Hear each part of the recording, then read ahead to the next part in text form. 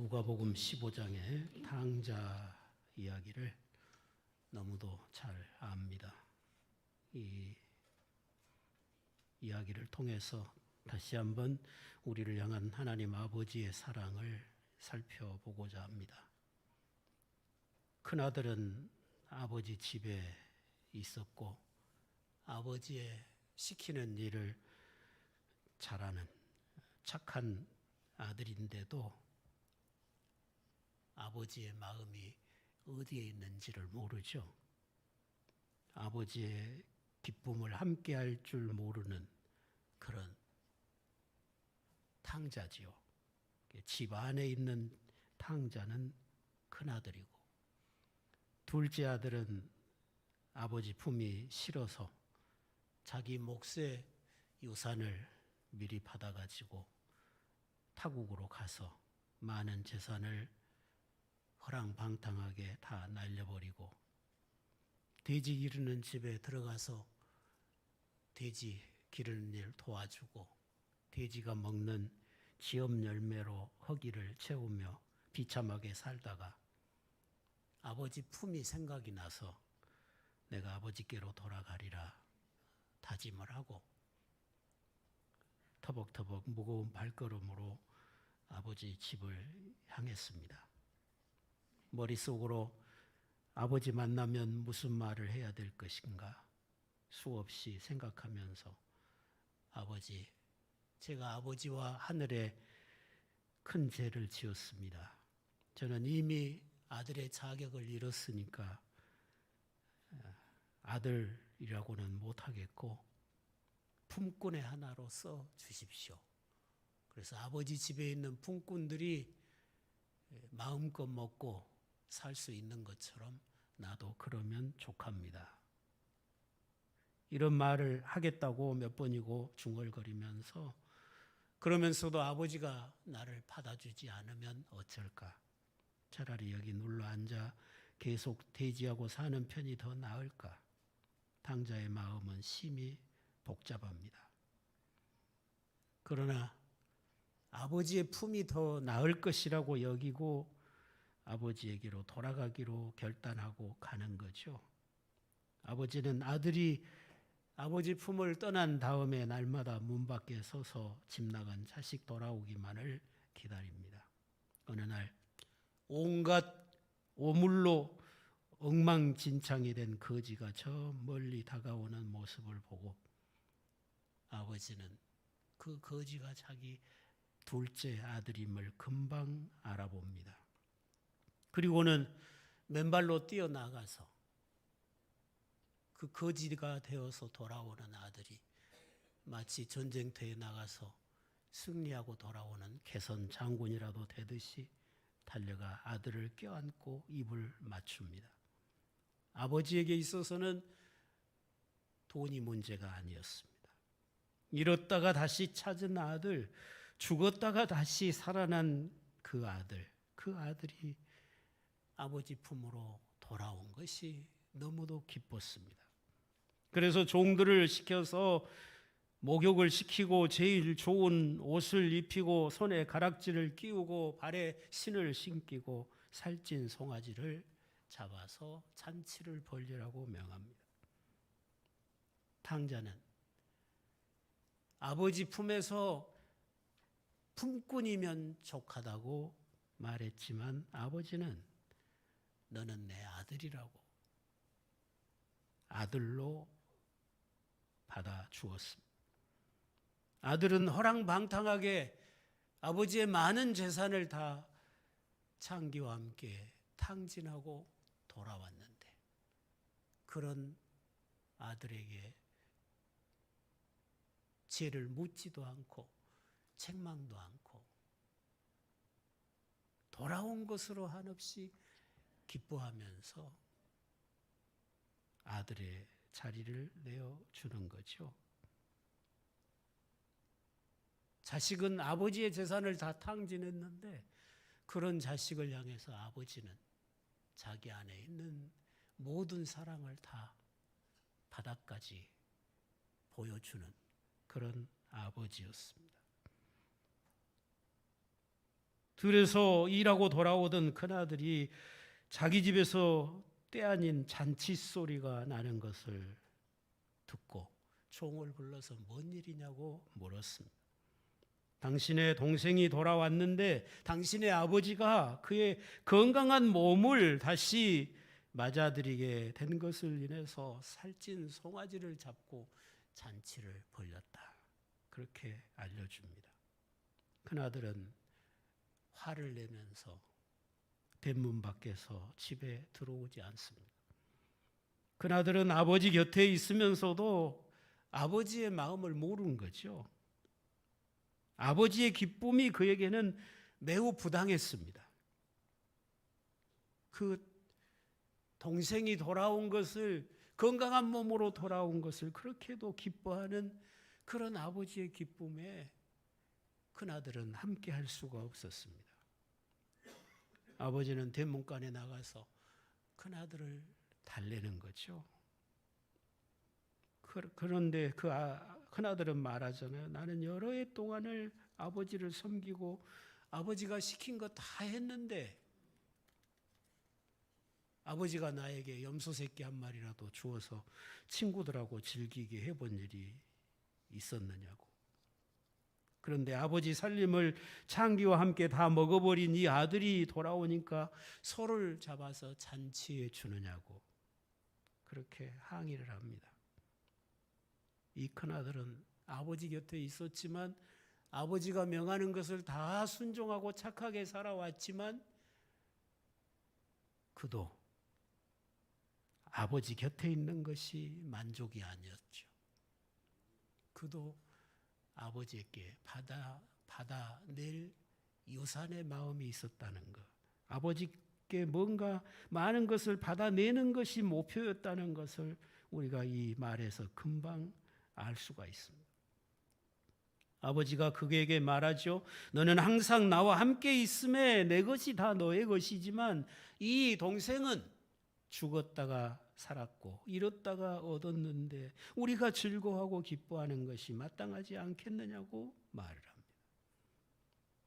주님이 이 비유를 하신, 이 이야기를 굳이 하신 동기를 보면 예수님께서 많은 세리들과 죄인들을 사랑하시고 그들을 불러서 자기 곁에 두시고 함께 식탁에 앉아서 먹고 마시고 그렇게 하셨어요. 많은 세리와 죄인들이 주님께 나와서 자기들의 죄를 회개하고 주님으로부터 영접을 받는 것을 보고 바리새인과 서기관들이 그걸 못마땅하게 여긴 거예요. 주님이 하나님의 아들이라면, 주님이 선지자라면 왜 저런 죄인들을 몰라보냐고 말. 왜 죄인들을 가까이 하냐? 왜 죄인들하고 한 상에서 먹느냐? 불평한 거죠. 죄인들이 회개하고 주님께로 돌아오는 것을 보고 기뻐한 것이 아니라 여기 큰아들처럼 죄인을 받아들이는 예수님을 원망했던 것입니다. 그러니까 여기 탕자는 세리나 창기나 죄인들과 같고 하나님 없이 살아왔던 이방인을 의미하는 거죠. 그리고 여기 큰아들은 바리새인들, 서기관들입니다. 지금까지 율법을 지키면서 하나님을 섬겨왔던 유대인들을 지금 꼬집어서 주님은 말씀하고 있는 거죠. 주님이 보실 때는 둘째 아들보다 큰아들이 더 문제인 거죠. 지금 이 시대도 마찬가지입니다. 자기 죄를 깨닫고 회개하고 돌아오는 죄인보다 교회 안에 있으면서도 아버지의 마음을 모르는, 주님을 진정으로 기뻐할 줄 모르고 나는 이만큼 의롭도다, 나는 이만큼 착하도다 하고 있는 큰아들이 문제인 것입니다. 이들은 주님이 죄인들을 가까이 하는 것을 심히 못마땅해 했습니다. 그래서 주님이 하신 말씀이 병든 자에게 의사가 필요하냐? 건강한 자에게 의사가 필요하냐? 병든 자에게 의사가 필요한 거 아니냐? 나는 죄인을 구원하러 왔지 의인에게 무슨 구주가 필요하겠냐? 그런 말씀을 하신 거죠. 이 바리새인들, 서기관들은 자신들은 율법을 잘 지키고서 하나님을 잘 섬기는 의로운 자들이라고 스스로를 여겼습니다. 그리고는 자기들의 그 의로 다른 사람을 판단하기를 즐겨했던 것입니다. 이 유대인들은 이방인들이 예수를 믿고 하나님의 언약의 백성이 되는 것이 심히 못마땅했습니다. 이방인으로서 그리스도인이 된 자들에게 자꾸 율법의 짐을 지우려 하면서 하나님이 이방인에게 베푸시는 구원의 은혜에 대해서 자꾸만 찬물을 끼얹고 방해를 칩니다. 여기 큰아들이 그렇습니다. 아버지가 재산을 다 탕진하고 돌아온 동생에게 아낌없는 사랑을 베푸는 것이 심히 못마땅했습니다. 그래서 아버지의 사랑에 찬물을 끼얹는 거죠. 야, 너같이 못된 놈이 새 옷을 입을 자격이나 있냐? 아버지 재산을 다 날린 주제에 네가 무슨 아들의 가락지를 손에 끼는 거냐? 어서 빼라. 이제 너에게는 다시 줄 유산이 없다는 것을 명심하고 더 이상 아버지의 재산을 넘겨다 보지 말아라 하면서 동생을 구박하는 거죠. 유대인들이 항상 이방인들을 향해서 그렇게 해왔습니다. 자기들은 선택받은 아브라함의 자손이고 할례를 받았고 수천 년 동안 대대로 율법을 지켜왔으니까 의롭지만 너희 이방인들이야 언제 하나님을 섬겼냐? 너희들이 언제 말씀을 따라 살았냐는 거죠. 너희가 율법도 없이 살아왔으면서 예수 믿는다고 의롭다고 그러냐? 너희들이 어떻게 아브라함의 자손이 되겠느냐? 너희가 어떻게 하나님의 아들들이라는 말이냐? 하고 조롱하는 거죠. 너희 이방인들은 하나님의 나라에서 얻을 기업이 없다. 그렇게 조롱했습니다. 그러나 갈라디아서 2장 16절에 보면 사람이 의롭게 되는 것은 율법의 행위에서 난 것이 아니요 오직 예수 그리스도를 믿음으로 말미암는 줄 아는 거로 우리도 예수 그리스도를 믿나니 이는 우리가 율법의 행위에서가 아니고 그리스도를 믿음으로써 의롭다함을 얻으려 함이라. 율법의 행위로서는 의롭다함을 얻을 육체가 없느니라고 분명히 말씀을 하고 있습니다. 그러니까 율법은 의의 길이 아니었다는 거죠. 오히려 사람을 죄에 가두는 역할을 했다는 것입니다. 그런데도 인간은 자기를 구원하는 일에 있어서 늘 하나님의 은혜를 만족하지 못하고 자기 행위를 자꾸만 구원에다가 보태려고 하는 거죠. 값없이 아버지의 식탁에 초대를 받았으면서도 자기 밥값은 자기가 내겠다고 우기는 것이죠. 우리 주님이 구원의 대가를 다 치르셨는데도 자기의 구원의 대가를 평생 살면서 할부로 갚으겠다고 그렇게 고집하고 사는 사람들이 많다는 거죠. 교회 안에 들어와 있으면서도 자기 행위를 자랑하고 자기 의를 자랑하는 사람들이 다 그와 같은 사람인 것입니다. 하나님께서 모터보트를 내어주셨는데도 기어코 자기가 직접 노를 저어서 하늘나라에까지 가겠다고 때를 쓰는 그런 식입니다. 많은 그리스도인들이 그런 식이라는 거죠.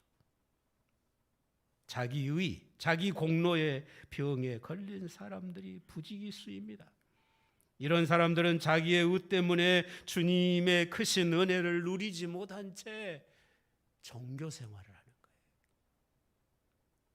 그리스도와 연합한 삶을 살지 못하고 그리스도가 내 안에 사시는 이 은혜의 삶을 살지 못하고 무거운 짐을 지고 기독교인의 행세를 하게 된다는 것입니다.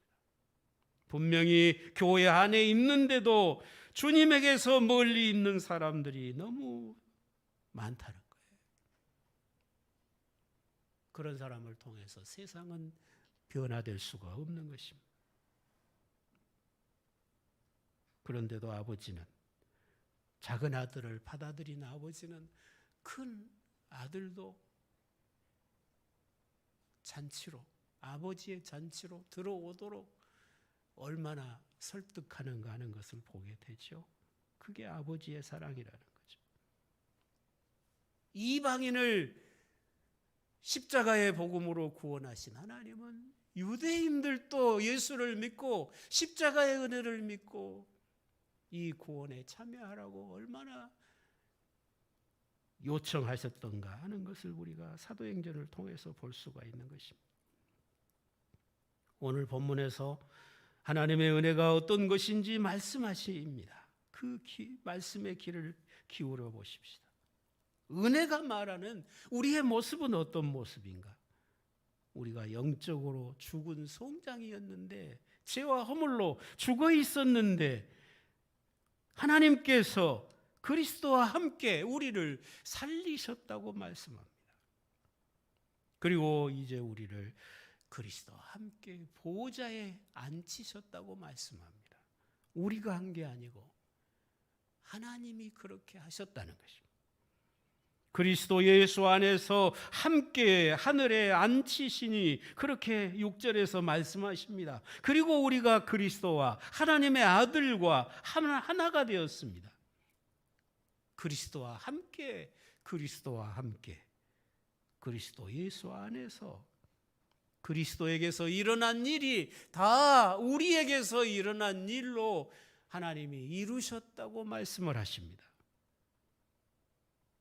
그리고 우리가 구원받은 것은, 우리같이 비천한 죄인이 구원을 받은 것은, 우리같이 탕자된 우리가 구원을 받은 것은 하나님의 사랑이 어떤 것인가를 세상에 보여주고자 하는 샘플이라는 거예요. 나 같은 죄인도 구원하신 하나님의 사랑이 얼마나 존귀하고 놀라운가를 세상에 보여주기 위해서 여러분을 구원하셨다고 하는 사실을 기억하시기를 바랍니다. 이는 그리스도 예수 안에서 우리에게 자비하심으로써 그 은혜의 지극히 풍성함을 오는 여러 세대에 나타내게 하려 하심이라. 우리가 은혜로, 행위로가 아니라 은혜로 구원을 얻었는데, 이것이 우리에게서 난 것이 아니요 하나님의 은혜의 선물이라고 말씀합니다. 저와 여러분은 하나님으로부터 가장 큰 선물을 받고 하나님의 사랑받는 자녀가 되었습니다. 하나님은 우리 죄인들을 향하여 아들의 생명까지 내어주시면서 하나님의 심장을 열어 보여주신 거잖아요. 우리는 하나님의 영광을 다 탕진했는데 하나님은 그 사랑을 우리를 향하여 다 탕진하듯이 쏟아 부어 주신 거잖아요. 사랑하신 성도 여러분, 오늘 이 시간에 이렇게 큰 은혜를 입은 여러분 자신의 모습을 보실 수 있기를 바랍니다. 하나님의 은혜에 깊이 빠질수록 이런 복 있는 자신의 모습이 확실히 보일 것입니다. 그러나 하나님 아버지의 은혜를 깨닫지 못하고 누리지 못할 때는 당자처럼 비참하고 초라한 인생이 될 거고, 큰아들처럼 아버지 품에 있으면서도 아버지의 기쁨을 같이 하지 못하는 불행한 사람이 될 것입니다. 우리가 그리스도를 제대로 만나지 못하면 세상이 그에게 붙여준 꼬리표들만 가득 달고 살게 되는 거죠. 저 사람은 무능하다, 저 사람은 무식하다, 저 사람은 바보다, 저 사람은 가난뱅이다, 저 사람은 고집불통이다. 저 사람은 화를 잘 낸다, 인색하다, 교양이 없다, 별로 쓸모가 없는 사람이다. 별하별 꼬리표를 다 달고 사는 인생들이 세상에 가득하잖아요. 왜? 그리스도를 만나지 못해서 그런 거예요. 그리스도를 제대로 만나지 못해서 탕자 인생을 여전히 살고 있다고 하는 것입니다. 그러나 하나님의 은혜에 우리가 깊이 빠질수록 세상 사람이 내게 붙인 부정적인 그런 딱지들이 내 모습이 아니고, 사람들이 나를 뭐라고 평가하든지 하나님이 나를 어떻게 보시는지 알게 될 때 우리는 새 힘이 솟고 기쁨이 솟고, 그리고 주님이 원하는 모습으로, 하나님이 기뻐하는 모습으로 우리의 모습이 변화되어 가는 것을 보게 될 것입니다.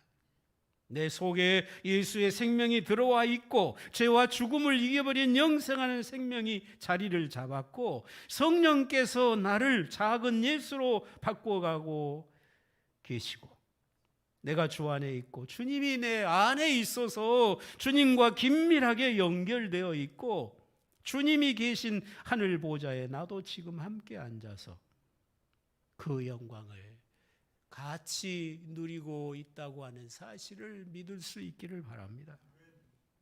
그리고 주님은 나를 통해 하나님의 선하심을 온 세상에 나타내시고자 우리로 하여금 선한 일을 열심히 하는 자로 지으셨다는 것입니다.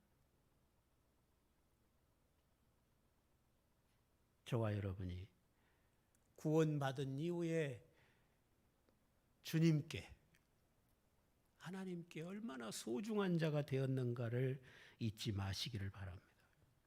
그렇다고 교만하지 마시고, 이 모든 것이 하나님의 은혜로 되었기 때문에 더욱 겸손해져야 될 것이고, 이 큰 은혜의 증인으로 살면서 하나님께 영광을 돌리는, 우리가 무슨 선을 행한다면 그것은 하나님의 은혜 때문입니다. 내가 훌륭해서가 아니라 하나님의 은혜 때문에 우리가 주의 선한 일을 감당할 수 있음을 기억하고 하나님께 영광을 돌리는 삶이 되시기를 바랍니다. 물론 어떤 사람에게는 세상이 그에게 달아준 꼬리표가 좋은 것이 많은 사람도 있을 수 있습니다. 아, 저 사람은 참 착하다, 성실하다, 능력이 있다, 영리하다, 잘생겼다, 뭐 많은 좋은 꼬리표도 있겠죠. 그러나 그런 꼬리표가 아무리 많이 달린다고 할지라도 하나님의 자녀된 우리만 하겠습니까? 그리스도와 함께 영원한 하늘의 영광을 누리게 될 우리만 하겠습니까? 예수님과 함께 하늘에 앉아 있는 우리만 하겠습니까? 우리가 저 대통령실에, 집무실에 앉아서 대통령을 바라보면서 일을 하고 산다고 할지라도 어찌 그리스도와 함께 하늘 보좌에 앉아서 주의 동역자로 살아가는 우리의 영광만 하겠습니까? 여러분이 주님을 위해서 받은 바 사명을, 직분을 작은 것으로 여기지 말라는 말씀입니다.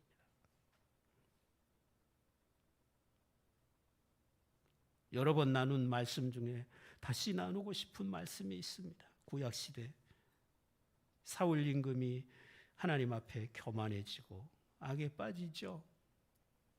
귀에 말씀이 안 들어오기 시작했습니다. 선지자가 안 보이기 시작합니다. 그리고는 사무엘을 무시하기 시작하죠. 그리고는 하나님도 무시하기 시작합니다. 하나님이 사울을 버리시기로 작정하십니다. 사울의 집은 점점 쇠하여 가고 다윗의 집은 점점 흥하여 가니라. 성경은 그렇게 증언합니다. 블레셋과의 전쟁이 일어났습니다. 그 전쟁터에 나가서 사울 임금도 죽고 그의 아들들이 전부 다 한꺼번에 전사를 하고 맙니다. 사울의 집안이 완전히 망했습니다. 사울의 아들 중에 요나단만큼은 아버지와 달랐어요.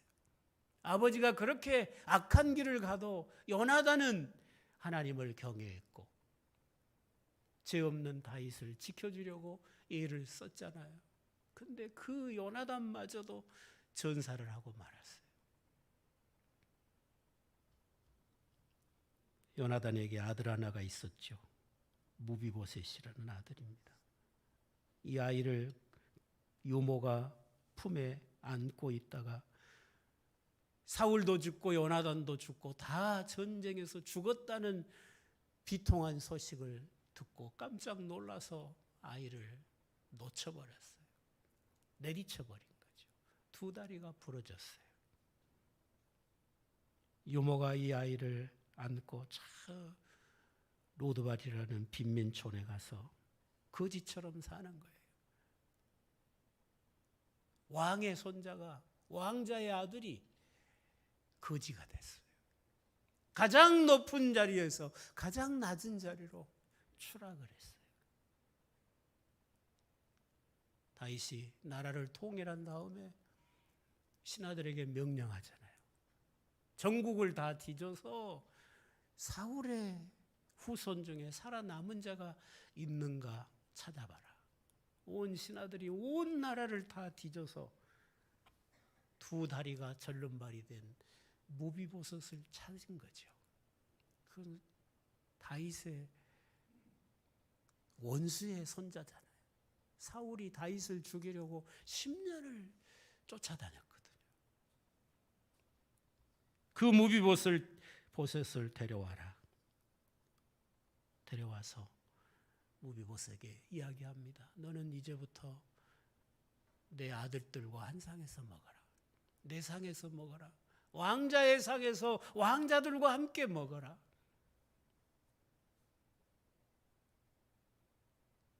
그리고 네 할아버지가 가졌던 땅들을 다 너에게 주겠다. 네 할아버지가 부렸던 종들을 다 너의 종으로 주겠다. 자, 빈민촌의 거지였던 무비보셋이 왕의 상에서 왕과 함께 먹는 왕자의 영광을 회복했던 것이죠.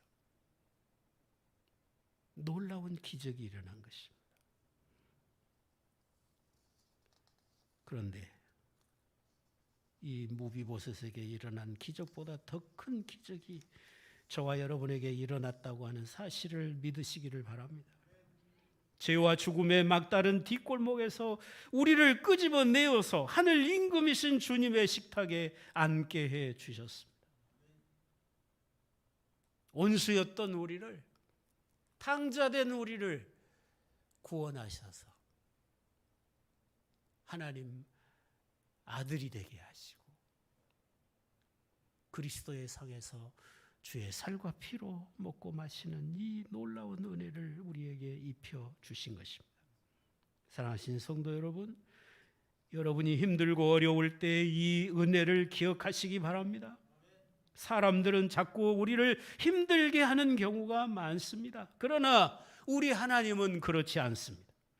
우리는 그의 만드신 바라 그리스도 예수 안에서 선한 일을 위하여 지으심을 받은 자니 이 일은 하나님이 전에 예비하사 우리로 그 가운데서 행하게 하려 하심이라. 하나님이 이같이 우리를 사랑하신 것은 우리로 하여금 하나님의 선한 일을 하게 하려 하심이라고 말씀하십니다. 사랑하신 성도 여러분, 여러분의 인생을 누가 결정합니까? 여러분을 미워하는 사람들이 여러분의 인생을 결정하게 놔두시겠습니까? 여러분의 어려운 환경이 여러분을 결정하도록 환경 어렵다고 핑계치고 낙심하고 주저앉아 있겠습니까? 그러면 여러분의 인생이 어떻게 되겠습니까? 사랑하신 성도 여러분, 여러분이 아무리 힘들고 어려워도 여러분의 인생을 아들의 피로 사신 하나님께서 여러분의 인생을 결정해 가게 하시기를 바랍니다. 저와 여러분의 인생에 이미 하나님의 손길이 닿았습니다. 하나님의 손이 닿은 작품 중에 실패작은 없을 것을 믿으시기 바랍니다. 우리 모두가 주님 은혜 아래 살아간다면, 주님만을 믿고 의지하고 살아간다면, 주께 순종하면서 살아간다면 여러분의 인생이 하나님의 은혜의 손길로 인해서 선한 일에, 하나님의 선한 사역에 멋지고 아름답게 쓰임받는 그런 삶이 될 것을 믿습니다. 여러분을 향하여 영원한 계획을 가지시고 인도하시면서 탕자된 우리를 구원하시려고 자기 아들을 버리셨던 그 하나님의 은혜가 여러분과 함께함을 분명히 믿으시고, 이제 그만 남 핑계 대고 그만 환경 탓하지 말고 주님께 여러분의 인생을 맡기시기 바랍니다. 온전히 드리시기 바랍니다. 그리고 여러분도 주의 선하신 일을 이루는 일에 멋지게 쓰임받는 복된 삶이 되시기를 주의 이름으로 축원합니다. 기도하시겠습니다.